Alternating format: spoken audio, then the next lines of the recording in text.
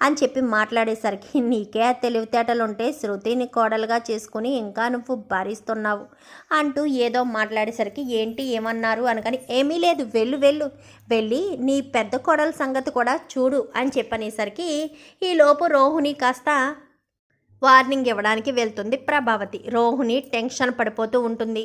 ఎందుకంటే తండ్రి రాడు కదా, తండ్రి వస్తాడని ప్రభావతిని నమ్మించను లేదు. ఈ ఫంక్షన్లో ఏదో ఒక గొడవ పెడితేనే కానీ ఈ గండం నుంచి బయట పడను లేదు. ఏం చేయాలో అర్థం కాని స్థితిలోనే కంగారు పడుతూనే ఉంటుంది ఇంకా రోహిణి అయితే. ఈలోపు ప్రభావతి వచ్చి గట్టిగానే వార్నింగ్ ఇచ్చి, ఎట్టి పరిస్థితుల్లో ఈ ఫంక్షన్కి మీ నాన్న వచ్చి తీరాలి, బంగారానికి డబ్బులు పంపిస్తే మాత్రం మనిషి కూడా వచ్చి తీరాలి. ఆ సుత్రి ఎన్ని నగలు వేసుకుందో చూసావు కదా, నువ్వు కోటీశ్వరాలువే కదా, నువ్వు అన్ని నగలు వేసుకోవాల్సిందే అంటూ ప్రభావతి కాస్త చెప్పి అక్కడి నుంచి వెళ్ళిపోతుంది. వెళ్ళిపోయిన తర్వాత మీనా కాస్త వచ్చి స్టేజ్ మీద నిలబడుతుంది. ఎందుకంటే శృతి పిలుస్తుంది. అప్పుడే శోభ ప్రభావతి ఇద్దరు స్టేజ్ మీద ఉంటారు.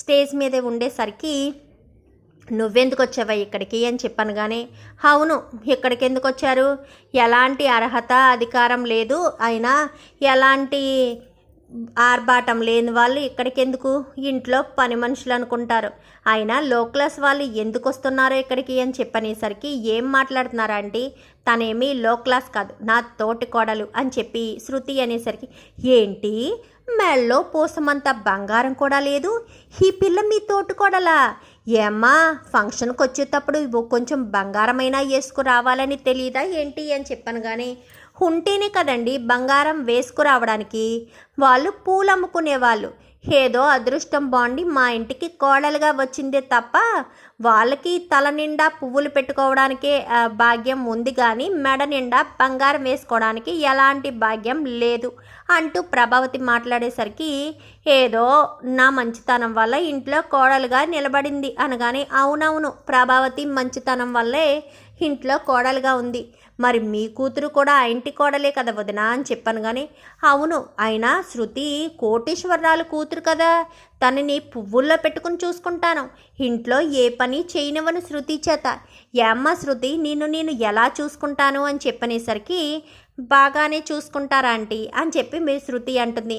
అమ్మ ఇక్కడెందుకు, నువ్వు వెళ్ళు కిందకి వెళ్ళి కింద ఎక్కడో ఉండండి అనగానే, లేదండి తను నా తోటి కోడలు, తను ఇక్కడే ఉండాలి, పైకి కనిపించే బంగారమే చూస్తారు, పైకి కనిపించని మనసు కూడా చూడాలి కదా, మీనా మనసు చాలా మంచిది, తన చేతులతో ఆశీర్వదిస్తే అంతా మంచి జరుగుతుంది, నా జీవితం నా సంసారం నా కాపురం అంతా చక్కగా జరుగుతుంది అని చెప్పి ఇంకా శృతి అనేసరికి, ఏం సంసారం చక్కగా జరగడమో, మేమింతమంది ముత్తైదులు ఉన్నాము, మేమెవరం కాదని అమ్మాయే నీకు అవసరమైందా, ఏంటి శోభా వదిన నీ కూతురు ఇలా మారిపోయిందేంటి, కోటీశ్వర్ల ఇంటి నుంచి మధ్యతరగతి ఇంటికి వెళ్ళేసరికి మొత్తం మారిపోయినట్టుందేంటి అని చెప్పనేసరికి, ఏం చేస్తామో దాని తలరాత మా తలరాత ఎలా తగలబడింది, మా ఆయన డిఎం కానీ డ్రైవర్ ఇంటికి కోడలుగా పంపాల్సి వచ్చింది అని చెప్పి మాట్లాడేసరికి, అయినా డ్రైవర్ ఇంట్లోనేంటి ఎవరింట్లో ఏంటి, పూలు అమ్ముకునే వాళ్ళు అందరూ ఉన్నారు కోడళ్ళ కింద,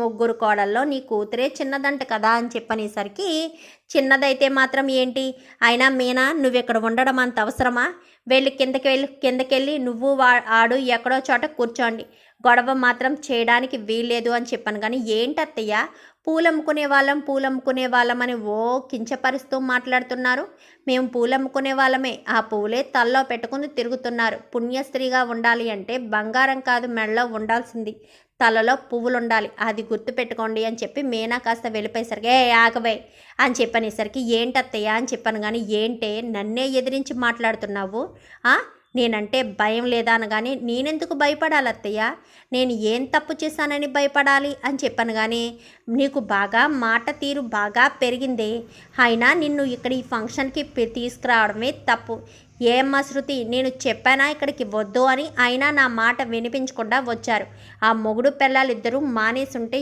ఏ గొడవ ఉండకపోను కదా అనగాని, ఏంటంటే మీరు మీనాని ఎంతసేపు అవమానించాలని చూస్తారు అనగానే, మీ అత్తగారన్న దాంట్లో కూడా తప్పేమీ లేదు కదా, పూలు అమ్ముకునే వాళ్ళు డ్రైవర్ ఇంటికి కోడలుగా వెళ్ళారు, డిఎం కూతురు కూడా డ్రైవర్ ఇంటికి కోడలుగా వెళ్ళింది అంటూ ఇటు శోభ ఇటు ప్రభావతి ఇద్దరు కూడా మీనానే తక్కువ చేసి మాట్లాడుతూ ఉంటారు.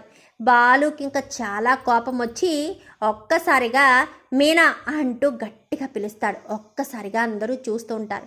ఏంటంటున్నారు? పూలమ్ముకునేదా? ఏ పూలమ్ముకునే వాళ్ళు మనుషులు కదా? బంగారం నగలు పట్టు చీరలు కట్టుకున్న వాళ్ళేనా మనుషులు? ఏ నా మీనా మనిషి కాదా? ముత్తైదువు కాదా? అక్షింతలు వేసి ఆశీర్వదించడానికి పనిచేయదా? ఏంటి ప్రభావతమ్మ, నీ పరువుని నువ్వే తీసుకుంటున్నావా? నీ ఇంటి కోడల పరువుని నువ్వే తీస్తున్నావా?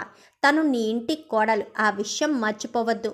ఏ పార్లలమ్మ అని చెప్తే ఓ రోహిణి అని చెప్తావు. వాళ్ళ నాన్న ఇంకా మలేషియా నుంచి రాలేదే. మలేషియా అని ఊసులు చెప్పడం కాదు, అదేంటో కూడా తేల్చుకో.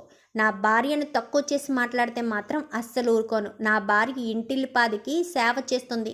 నువ్వేమన్నా ఇంట్లో అందరికీ వండు పెడుతున్నావా? ఏం చేస్తున్నావు?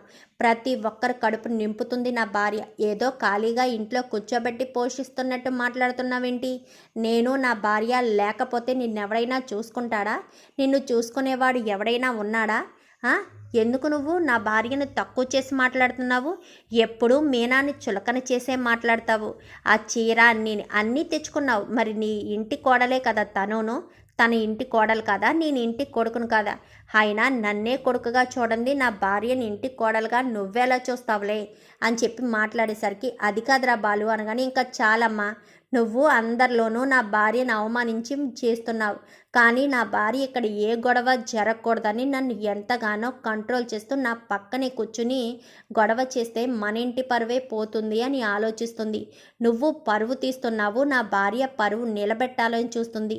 నీకు నా భార్యకి ఎంత తేడా ఉందో చూస్తున్నావమ్మా. అయినా మీనాను కూడా ఒక మనిషిలా చూడండి. పూలమ్ముకునే వాళ్ళేమీ హీనులు కాదు, వాళ్ళు మనుషులే. ఆ పువ్వులుంటేనే ఇదంతా జరిగింది. ఈ మండపానికి అందం వచ్చింది. అదే పువ్వులు లేకపోతే మండపానికి అందం వస్తుందా?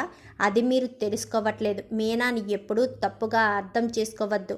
మీనా మనసు మంచిది కాబట్టే నీ కొడుకు పెళ్లి చేసుకున్నా నిన్ను కూడా పిలవకుండా మీనాను మాత్రమే పిలిచి మీనా చేతే అక్షింతలు వేయించుకున్నాడు నీ కొడుకు కోడలిద్దరు. మీనా మనసు అంత గొప్పది కాబట్టి. ఇప్పుడు కూడా అంతమంది అంటున్నా కానీ ఈ శృతి మీనా ఉండాలి అంటుంది. ఎందుకంటే మీనా మనసు మంచిది కాబట్టి. మనసు చూడాలి తప్ప మెడలో బంగారం ఆస్తి అంతస్తులు కాదు. మేమైతే అదే అనుకుంటాము. మీనా ఎప్పటికీ గొప్పదే అనగాని కరెక్ట్గా చెప్పావురా బాలు. ఈ హీనురాలికి ఈ మూర్ఖురాలికి ఎప్పటికీ తెలీదు. ఈవిడి గారి ముందు ఎంతసేపు డబ్బు మాత్రమే కనిపిస్తుంది తప్ప మనుషుల విలువ తెలీదు. ఈవిడి గారికి డబ్బులోనే పుట్టి డబ్బులోనే పెరిగినట్టు ఓ తెగ మాట్లాడుతుంది.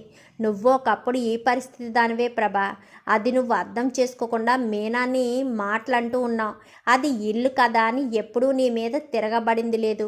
కానీ బయట కూడా నువ్వు అదే పద్ధతిలో ఉంటే నీ పరువును నువ్వే తీసుకున్నదాని అవుతావు. అది నువ్వు అర్థం చేసుకో. మీనాని ఎవరైనా సరే తక్కువ చేసి మాట్లాడితే అస్సలు ఊరుకోను అంటూ ఇంకా శోభకి ప్రభావతికి కూడా గట్టిగానే చెప్తాడు ఇంకా సత్యమైతే. అయినా నా భార్యననే హక్కు అధికారం ఎవరికీ లేదు. నా భార్య మీ సొమ్ము తిట్టుందా? మీ కష్టార్జితం ఏమన్నా దోచుకుంటుందా? తన భర్త కష్టార్జితంతోనే తన భర్త ఎంత సంపాదించినా కళ్ళకద్దుకుని ఎంతో గౌరవంగా తన కాపురాన్ని తను చేసుకుంటుంది. మా ఇద్దరి మధ్య ఎన్ని సమస్యలున్నా కానీ నా భార్య ఎప్పుడూ కూడా గడప దాటి బయటికి వెళ్ళిపోలేదు. అంతే తప్ప ఇంటి పరువుని రచ్చకీర్చలేదు. ఇంకొకసారి నా భార్యను తక్కువ చేసి మాట్లాడితే నేను అస్సలు ఊరుకోను ప్రభావతమ్మ అంటూ గట్టిగానే వార్నింగ్ ఇచ్చి రా మీనా అంటూ మీనాను కాస్త అక్కడి నుంచి తీసుకువెళ్ళిపోతాడు. మీనా ఏడ్చుకుంటూ బాలును పట్టుకుని వెళ్ళిపోతుంది. ఎందుకంటే పదే పదే మీనాని అనుమానించాలని అవమానించాలని చూస్తారు. పాపం మీనా మనసు చాలా మంచిది. నన్ను సొంత అక్క కంటే ఎక్కువగా చూసుకుంటుంది. అంత ప్రేమ చూపించే వాళ్ళు ఎవరుంటారు? అది అర్థం చేసుకోకుండా మీనాని ఎప్పుడూ తప్పు పడుతూ ఉంటారేంటంటే మీనా మంచి మనసుకి ఇంకా మీరు సైలెంట్గా ఊరుకున్నారు. అదే నన్నే పదే పదే మీరు అలా అంటుంటే ఎప్పుడో మిమ్మల్ని ఎదిరించేదాన్ని. అయినా మీనా ఎన్ని మాటలు అంటున్నా అలా భరిస్తూనే ఉంటుంది తప్ప నోరు తెరిచి ఒక్క మాట కూడా అనదు. అది అది అర్థం చేసుకోవాలి మీరు అని చెప్పి ఇంకా శృతి కాస్త ప్రభావతిని ఇటు శోభని ఇద్దరికి కూడా ఒకేసారి డైలాగులు వేసి ఇద్దరిని కూడా నోరు మూసేసుకునేటట్టుగా చేస్తుంది ఇంకా శృతి అయితే. బాలు కూడా చాలా కోపంగా మాట్లాడేసరికి మీనా మీద బాలుకి ఇంత కోపం ఇంత ప్రేమ ఉందా అని చెప్పి అర్థం చేసుకుంటారు. చూద్దాం మరి రాబోయే ఎపిసోడ్స్లో ఏం జరుగుతుందో. వీడియో నచ్చితే లైక్ చేయండి, ఛానల్ని సబ్స్క్రైబ్ చేసుకోండి, పక్కనే ఉన్న బెల్ సింబల్లో ఆల్ పై క్లిక్ చేయండి. ఇలా చేయడం వల్ల అందరికంటే ముందుగా చూడవచ్చు.